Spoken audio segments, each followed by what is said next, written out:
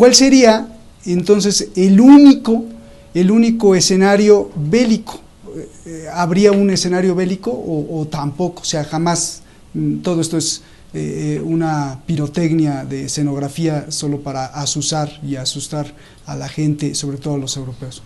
Nunca se puede descartar un error, nunca se puede descartar tampoco que haya un grupo que actúe por fuera de los poderes que hoy en día están dirimiendo la zona. Eso puede llevar a un incremento de la situación. Recuerden que cuando ese famoso buque británico se aproximó a la península de Crimea, acercándose a la base militar, buques y aviones rusos dispararon armas reales, de fuego real, en la cercanía del mismo, y en una reunión posterior, en una conferencia de prensa, Vladimir Putin le pregunta a una periodista qué hubiera pasado si lo hubieran hundido al buque inglés. Y Putin dijo nada, porque nadie iba a entrar en una guerra por alguien que se había introducido en otra zona que sabía que era soberanía territorial de otra nación. Esto es porque hay que recordar todas estas situaciones. Y por otro lado, recién mi colega Francisco Javier habló de que en estos días en Moscú hubo una visita muy importante. El jefe de la CIA estuvo reunido con el especie, con el, digamos, con su contraparte de la CIA rusa, ¿no es cierto? Hablando 3 días. Y en el interín sale todo esto. O sea, es muy tragicómico ver toda esta situación. Es evidente que en la interna norteamericana también se juegan muchas cosas. Y entre ellas hay ciertos sectores que no quieren ningún arreglo ni con la Federación Rusa, ni con China, y quieren seguir manteniendo los privilegios que ya sabemos que son imposibles de seguir sosteniendo de un hegemón que ya no existe más, que es algo que ya no se puede seguir hablando. Es otra etapa de la historia, que eso fue hace 20 años, y hoy en día algunos añoran esos 20 años de atrás, y hoy en día, es más, esta semana China la superó económicamente, ya reconocida por todos los grandes grupos económicos, a Estados Unidos y Norteamérica. Entonces, estamos viendo que esto forma parte de esa escenografía que quieren seguir los sectores que se van viendo desplazados del poder global y que no trepitan en usar a los que nosotros en nuestro país en un juego de naipe le llamamos los 4 de copa, que en un juego de naipe español son las que tienen menor valor, ¿no es cierto?, en cualquier juego. Esos países 4 de copa han sido siempre utilizados ¿para qué? Para los grandes poderes que dirimen sus luchas. En definitiva, son países sacrificables, porque la desaparición o caída o desmantelamiento de cualquiera de ellos no mueve un punto de nada. Yo me pregunto, ¿qué representa el PBI de todas estas naciones de Europa del Este dentro del PBI de la Unión Europea? Esas naciones, si no fuera por la platita que envía Bruselas a esa zona, ¿seguirían existiendo? O sea, económicamente no tienen mayor importancia. Militarmente, como bien lo dijo Francisco Javier, no le pueden hacer sombra a una maquinaria ultramodernizada, y que esta semana algunos medios han hablado de las nuevas armas hipersónicas rusas y China, y que realmente dicen puso la alerta general en el Pentágono porque saben que no tienen ninguna contraprestación a ello. Y en el interín estamos hablando de este tema, de un grupo, de un país que está dividido en guerra civil, que se incentiva la guerra civil sin sentido, que no se acuerda lo pactado, porque están siendo incentivados por esos grupos internos de poder dentro de la estructura norteamericana y anglosajona, le hace Inglaterra, para continuar este tipo de conflicto. En el fondo, los únicos beneficiados de esto de esta situación actual, no estamos hablando de guerra, van a ser la fábrica de venta de armamento porque van a encontrar su agosto en esta oportunidad, porque van a decir, bueno, hay que venderle armas a Letonia, Lituania, hay que venderle armas a Rumanía, hay que venderle armas a estos grupos de países, y los polacos lamentablemente vuelven a cometer los mismos errores históricos que los han sufrido en la Primera y en la Segunda Guerra Mundial.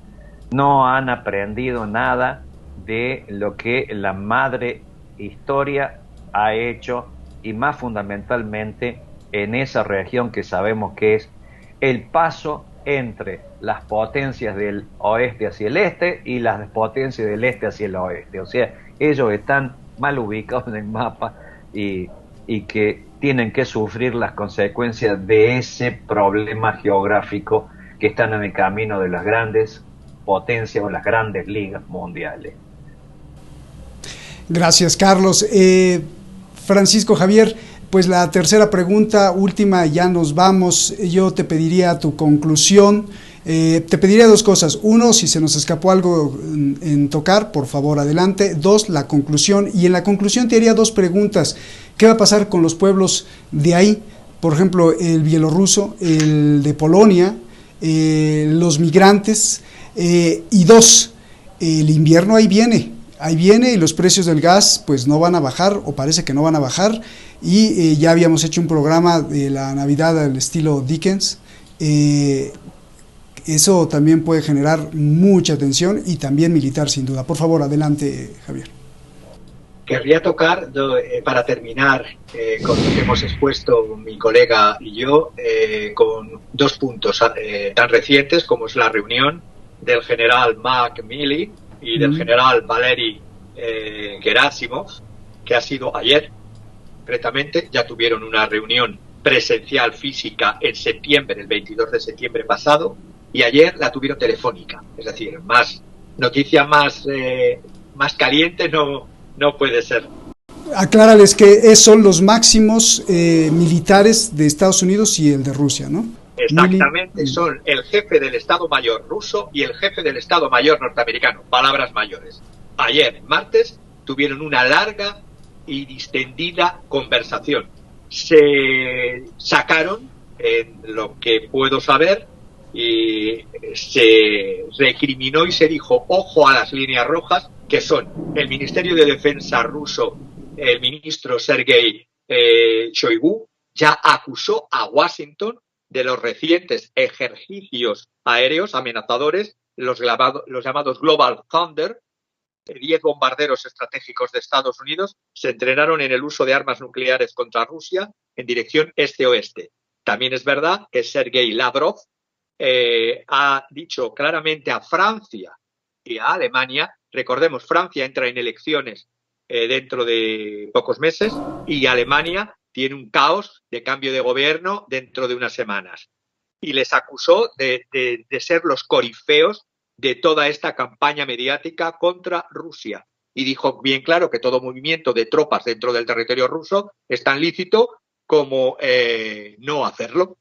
Y por lo tanto, en ese punto concreto, algo curioso también ha pasado en el Mediterráneo. Her Majesty Ship, un buque insignia de la Marina británica Queen Elizabeth, estaba haciendo unos ejercicios con los aviones de despegue vertical maravillosos que cargan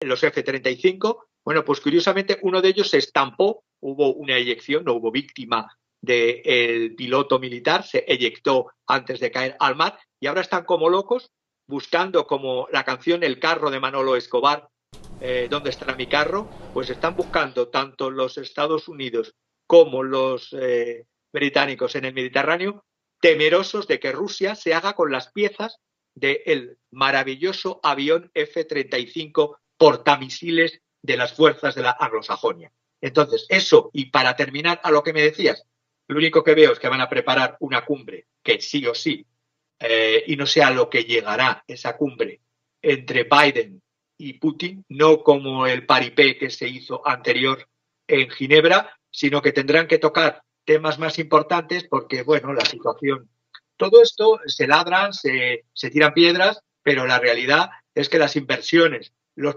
primeras inversiones después del 2014, después de Maidán, después de lo de Ucrania, después de lo de Crimea, las inversiones francesas han crecido en Rusia, solo hubo el parón del 2020 por el tema del COVID, han crecido las holandesas, por lo tanto, mucho bravuconear militarmente, como dice mi compañero, a vender más armas, pero en el fondo las inversiones directas hacia Rusia siguen.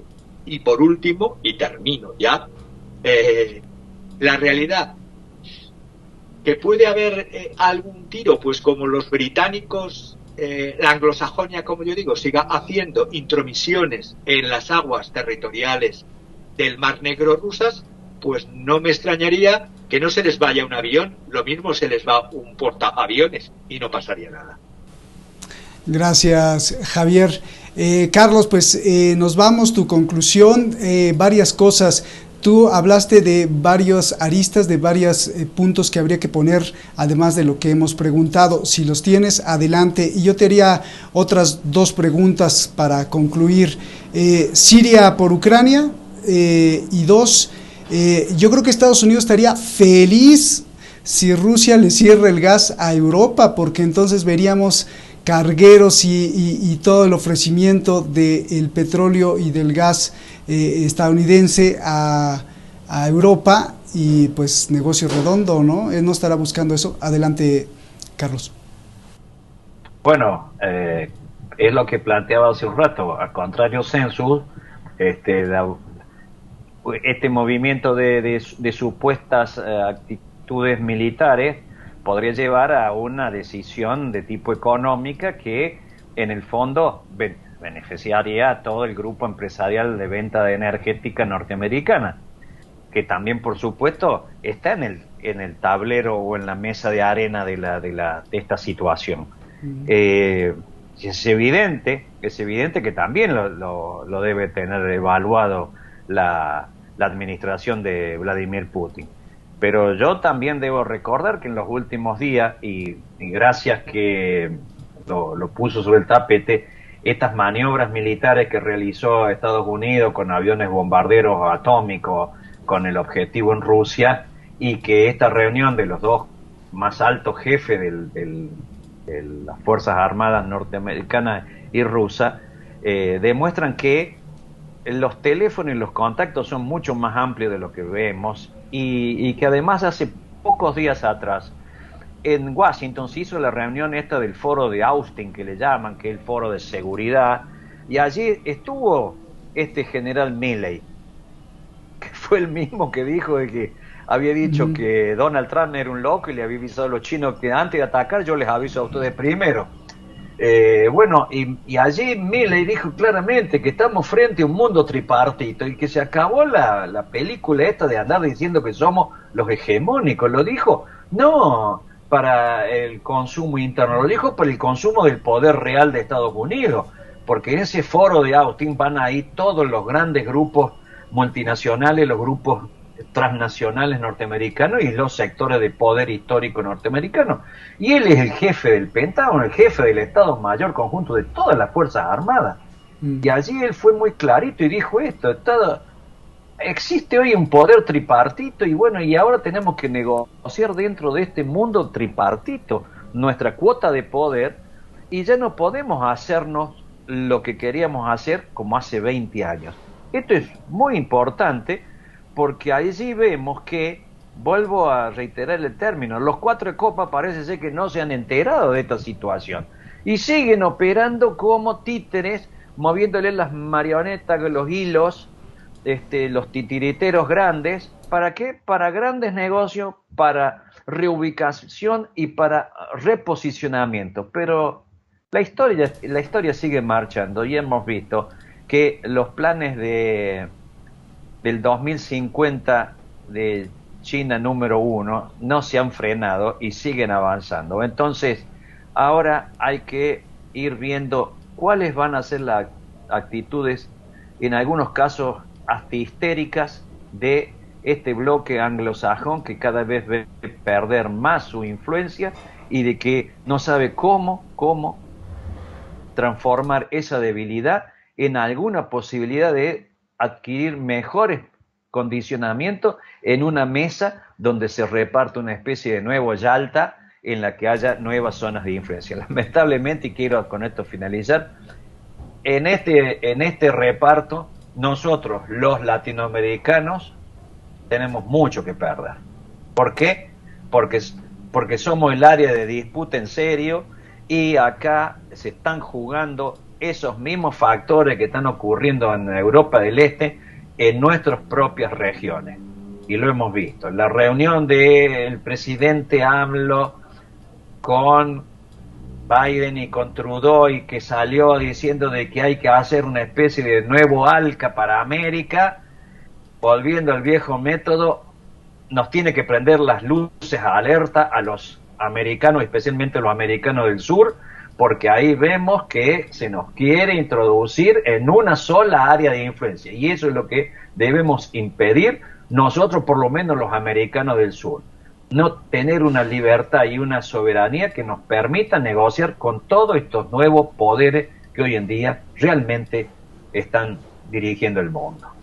Fíjate por dónde salió, qué brillante análisis haces de la reunión de López Obrador con Biden, donde le pide unirse contra China porque quieren el poder económico en Norteamérica, dícese Canadá, Estados Unidos y México, y que era inaceptable esa disparidad gigante. Carlos, oye Carlos, se me ocurrió una preguntita, ¿no será que el sistema político pues está ahí de paripé, como dice Javier, y en realidad Milley, que el general máximo de Estados Unidos, que traiciona a su presidente Donald Trump hablándole a su contraparte en China, en este libro que nos relatan,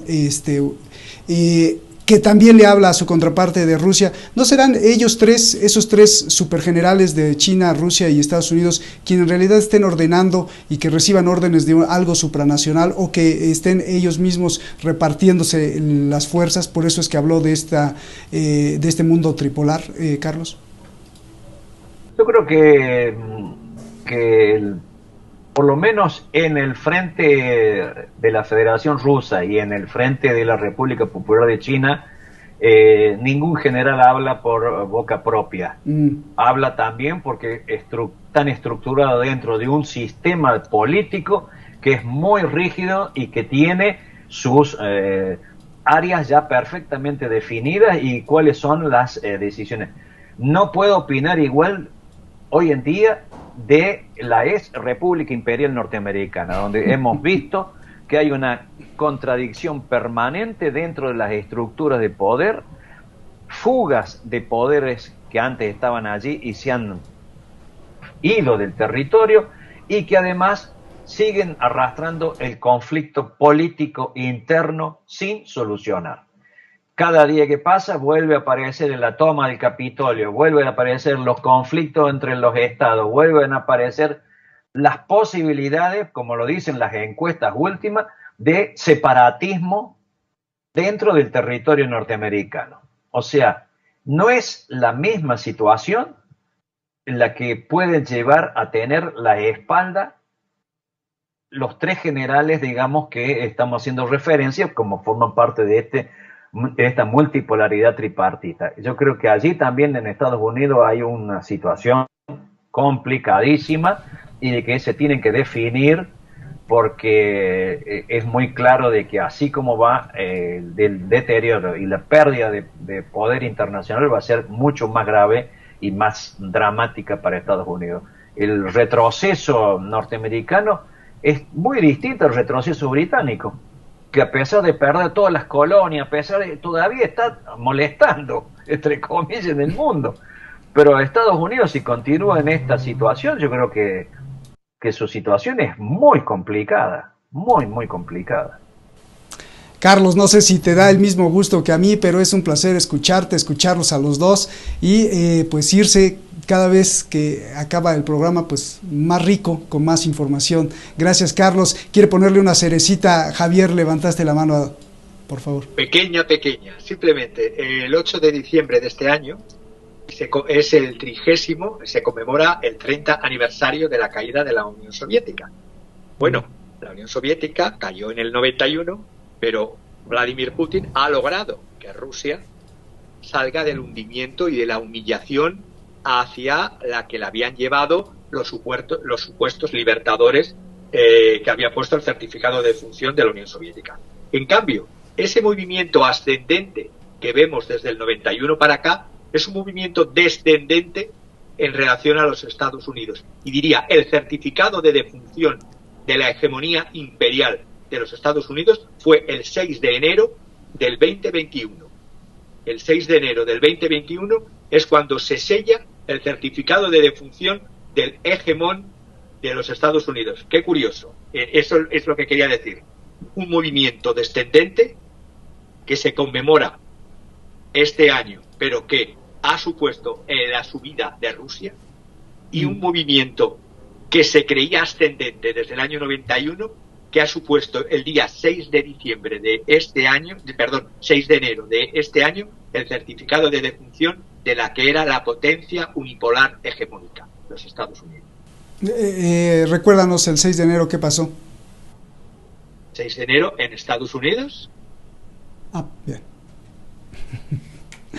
Muy bien. Como diría un francés, el 6 de enero del 2021, un bordel. Los Reyes Magos le cayeron al Capitolio.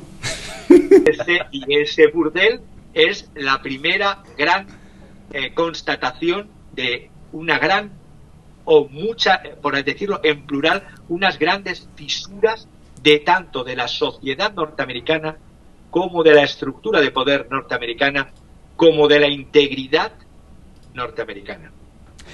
Pues muchísimas gracias, Javier, Francisco Javier, un gran abrazo. También te pregunto, no sé si sientes el mismo gusto y placer cuando ustedes hablan, y nos vamos muy ricos de elementos para contemplar lo que está pasando en el planeta. Les agradezco de corazón a los dos, muchísimas gracias. Y hablando de regalitos de Navidad, ojalá que no nos regalen de Navidad pues disparos, pero que sí nos regalen el regalo de Navidad, el cuento de Navidad de Dickens, ¿no? Y aprovechar esa sublime historia en donde el avaro pues tiene que agachar la cabeza ante los buenos sentimientos. Ahí se lo dejamos de tarea, échese el cuento de Navidad, y si usted es empresario de esos poderosos que no reparte mucho, pues también lea el cuento de Navidad. Y feliz Navidad adelantada. Gracias a los dos. Buenas noches.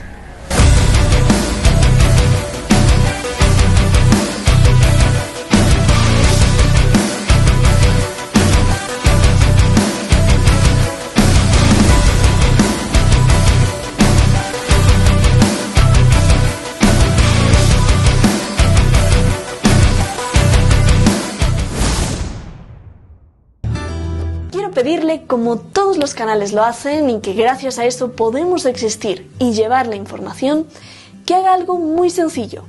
Solo píquele ahí y suscríbase, toque la campanita, para que este espacio de libertad continúe.